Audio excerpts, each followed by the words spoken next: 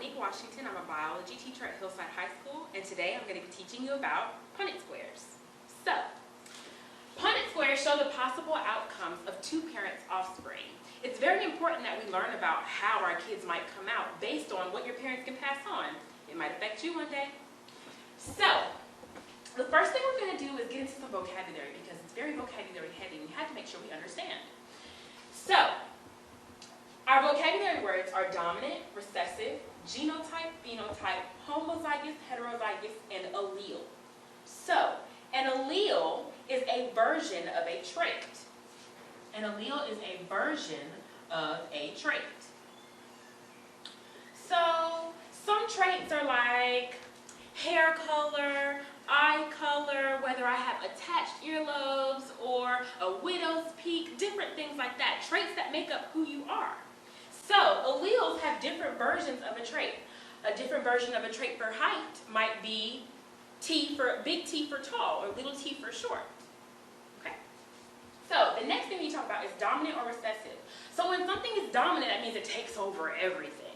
And we also denote dominant traits by uppercase letters. So, for this one, we're just going to use R. So, dominant traits take over everything. So, as long as I have one dominant allele, one dominant letter, it's always going to show up. And they're denoted, like I said, uppercase letters. Now, recessive is somebody who's meek and small and really doesn't say anything unless they got somebody beside them to go along with it. So, recessive traits are determined by lowercase letters. Okay? Now, a genotype is the two traits together that make up for that certain trait. So, for example, if I have a big R and a little r, or a big R and a big R, or a big R, or two little r's. So your genotype examples would be a big R and a big R, a big R and a little r, and a little r and a little r. Like I said, these are just my two alleles together to make up a full human being. Okay? My phenotype though, my phenotype is what I can see, my physical. Phenotype, physical. So my phenotype would be some kind of trait. So some kind of color, what I can actually see, or some kind of height, any kind of trait that I can see. It just depends on what we're talking about in a moment. Okay? Homozygous means that the two letters are the same. So homozygous means that there are two letters that are the same, two big letters or two little letters. Okay? So homozygous goes for two big letters and two little letters. Homozygous could also be considered purebred, because there are no differences between those two letters. They're both the same, so it's purebred. Okay? Heterozygous, though, hetero means different. So heterozygous means two different letters. Heterozygous is also known as a hybrid. Okay? So now, let's go ahead and try to break apart a problem. So, we have a problem over here. A simple dominance problem, where simple dominance just basically means, or Mendelian inheritance, however you want to say it. It just means that the dominant letter and the dominant trait will always show no matter what. If there's at least one dominant letter, at least one big letter, that dominant trait is always going to show up. So, let's look at this. It says a homozygous dominant red flower is crossed with a homozygous recessive white flower. Sorry, y'all. White flower. Okay? So, one thing I really like to do is I like to come up with a legend that just tells me everything about this Punnett square, all the information that I need. So if I have an application question, all I gotta do is look at my information and apply. So, let's do our key first. In our key, we have to determine what our dominant and recessive alleles are and what they code for, so we know how it's gonna turn out.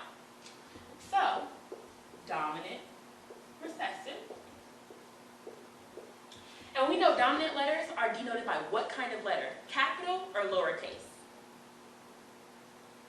Right, capital. So we're going to use R for this. And recessive traits are denoted by what kind of letter? Dominant, uppercase, or lowercase? Right, lowercase. Now, remember I said there are traits attached to them. So for this one, if it's homozygous dominant, the trait for the dominant letter would be red. We got that from our question. And the trait for the recessive would be white. We got that from our question. But that's not all. You have 3 different kinds of genotypes, right? You have big R, big R, big R, or little r, little r. Okay? So, big R will be what color? If we have at least one dominant letter, it'll always show that dominant trait. So what do you think big R would be? Right, a red flower. What about big R, little r? Right, a red flower. Why? Because it has at least one dominant letter, red. However, little r, right, would be white. You have to have at least 2 recessive letters to show that recessive trait. So it will be white. All right? The next thing I like to do is have a parent cross. Our parent cross literally just tells us what are our parent genotypes. What are we actually putting on the Punnett square? We can get that from our question. So our question says homozygous dominant red. That's the first parent. So homozygous means there are 2 same letters, and if it's red,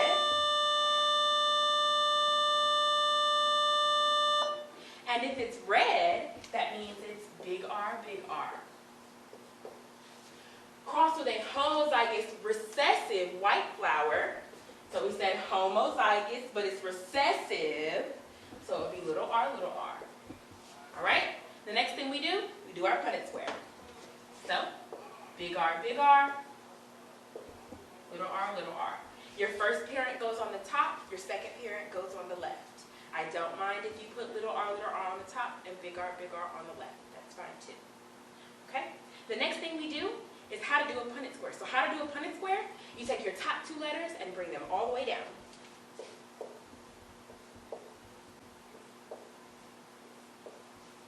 And then you take your leftmost letters and bring them all the way over.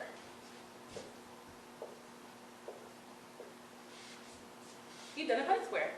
Now what we're going to do is figure out our genotype ratio. Now our genotype ratio, a ratio is just a comparison of stuffs to stuffs.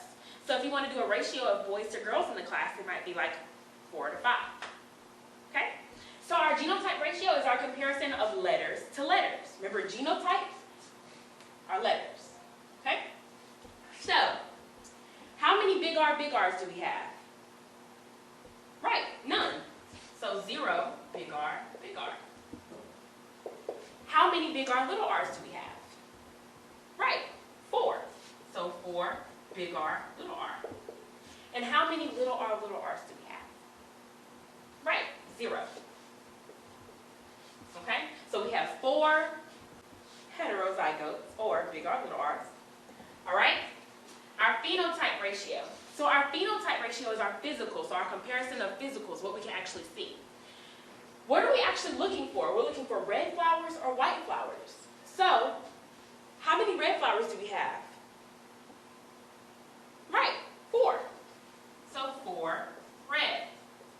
Remember, as long as there's one dominant letter for simple dominant, it will always show the dominant trait. And then how many white flowers do we have? Right, 0. 0 white.